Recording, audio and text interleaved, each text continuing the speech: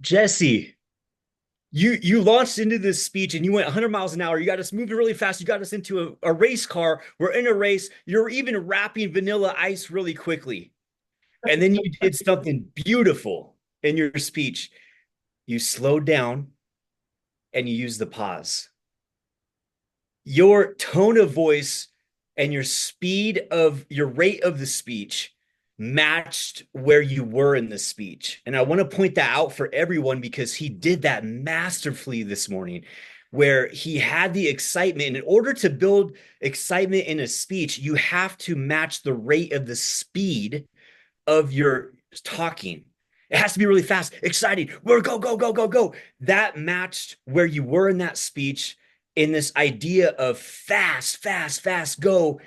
And then you slowed down, you paused, and you reminded us that fast is not always better. And you had that same pacing to match that message.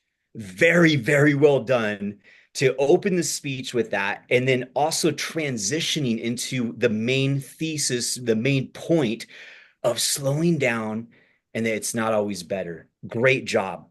There were so many things to point out in this speech that were well done.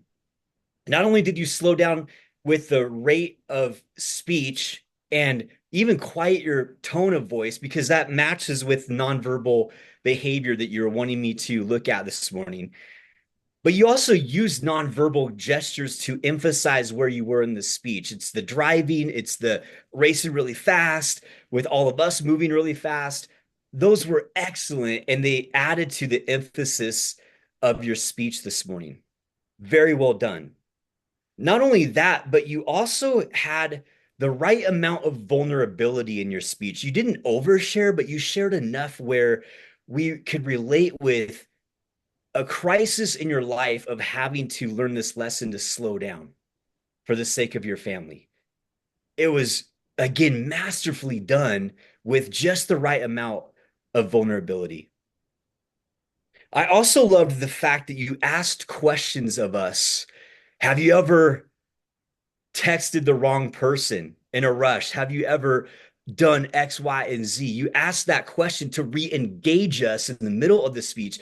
A lot of times, I'm even guilty of this, where I start a speech by how many have ever done X, Y, and Z. I love how you actually use that in the middle of the speech to re-engage us. Have you ever done this? One of the quotes that really stood out to me was not more, but better with your Chick-fil-A owner. And that just added extra emphasis to what you were bringing to us this morning. Everything matched up. I really thought that the end of the speech, I want to point this out. You talked about this cross country person and then also the slow and steady wins the race. I just want to say that that matched up beautifully. The one suggestion I have, I know my time is up. The one suggestion I have is at the end of the speech, you said thank you.